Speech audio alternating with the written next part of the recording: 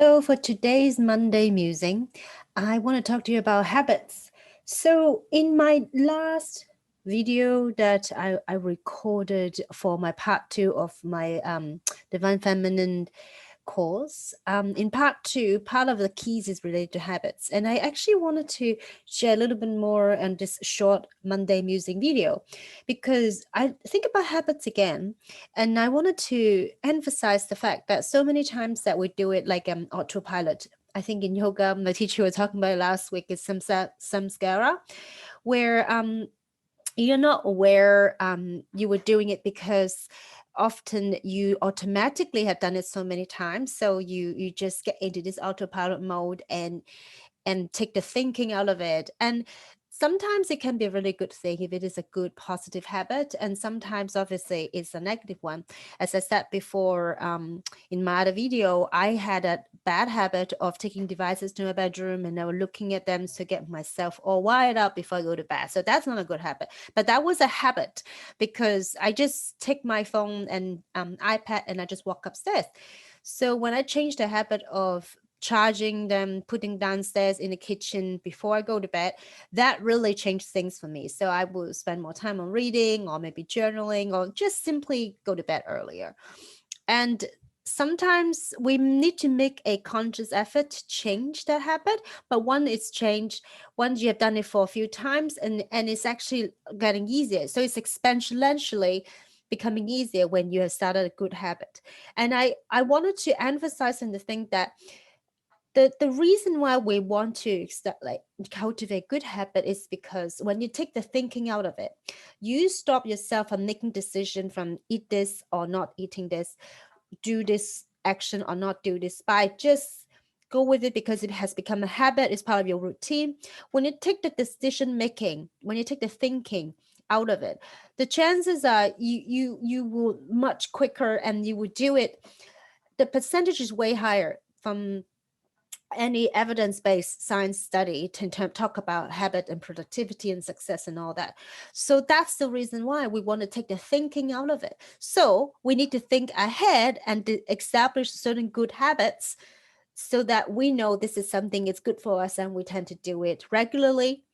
And I mentioned also a couple of things that, first of all, you need to, if you want to establish a long-term positive habit, you need to make it easy. You need to make it accessible. So if it is about working out in the morning, then put your gym clothes nearby, make it really like easy and encouraging in some ways, or you have them down near your workout station is already set up. Let's say you do some, I don't know, yoga in the morning, you have your mat set up, everything is set up last the night before. Make it very easy, and don't underestimate that. To make it easy for you tends to yield higher results of you really doing it the next day. You make it easy for you, make it encouraging for you. So that's number one, make it easy and accessible. Another thing that I quite liked is about stacking. So if one habit is about getting up early to say do a 10-minute yoga, maybe the other thing you really want to improve is your breakfast. So you may want to stack two habits together. So let's say you want to do smoothies, so you may have some ingredients ready to go on the kitchen bench, or just having a few things that that already prepped in the kitchen that you can quickly access it. I don't know what that is for you in terms of healthy breakfast, but you make conscious effort in terms of think ahead, plan ahead. But you only need to do this maybe a couple of times before the week start, and then after that, it will become a lot much easier to continue. So stacking is a really easy way to help you to build a consistent habit. And I also think that we need to start small when you in terms of establishing good habits. It's not go big or go home time. In fact, I always think the lower hanging fruit first with habits, because if you push yourself to like dramatically change 10 things, big things in your life, the chances are it's very tiring, it's exhausting, and it's not fun.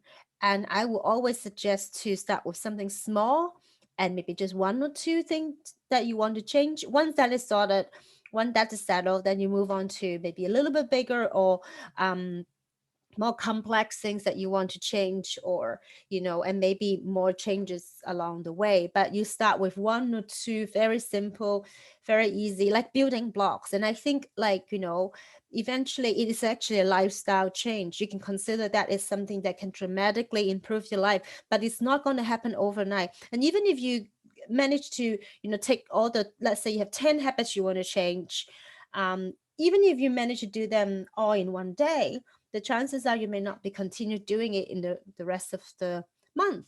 And sometimes it's more important to start small and make it consistent and do it every day for a period of time, rather than you do a lot of good things once in a week. So that's the thing. I rather exercise, say, 30 minutes a day for 5 times a week than 1.5 hour session once or twice a week. And that's like for me. And if you actually read any research, you also would know this is actually better for you health wise, that you exercise more regularly than just one or two really long sessions a week.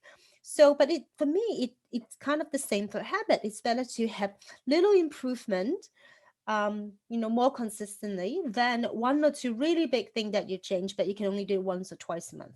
So that's the way I build healthy habits. And I also like the way to think about it. You start from the morning, or you can start from the night before in the evening. What would be your evening habits that you want to improve and change? What could be your nighttime routine that you can improve on? And then the morning routine, the morning habits, maybe something that around lunchtime that you can consider. What about after work, like after 5 p.m. or whatever work hours you have? What about that? What about pre-dinner, after dinner? What kind of habit, what kind of changes you can incorporate into it? Make it easy, make it simple, make it accessible, make it stackable. I really like stacking because it helps in so many things to, you know, um, improve on. It's by stacking certain habits together. As I said before, it could be exercise in the morning plus a good breakfast, and make them really easy to stack. And some people, I don't know where you are right now, but some people may go to the gym and maybe have a call or a meeting or coaching or a buddy or whatever lined up after. So they stack certain things together so that they know that they will go to the gym, or they will definitely go to that meeting or something like that. So think it for yourself, what kind of stacking you can do. And of course, most important is that keep it consistent, and then also track yourself about the results. So if you are someone who say, I really want to incorporate more exercise into my life, then have a piece of paper, or if you like digital things, then maybe a tracker on your phone. There are many apps for that, or even just a piece of paper or your diary. Then you mark it those days that you have done certain things, and then after 30 days and you look at how far you have come. That is also a reward and encouraging system, and I like that because it show me my progress as well. So you can maybe record if it's about exercise, then whether you exercise that day and how long you've exercised that day and so forth. So keep tracking your habit is also useful. And all these things I talk about, I do them myself. I don't just talk about the theory. I practice myself, and you could see it from my planners, because I have a habit tracker, weekly habit tracker. A lot of these things I talk about, I have done them myself. So I walk the talk. And so if you are interested in tracking your habits and you don't have those trackers lying around, you can go to my website and download the sample pages from my Goddess Planner. That's up to you, but it's free. You can use it. But that's one way that you can track your habit as well.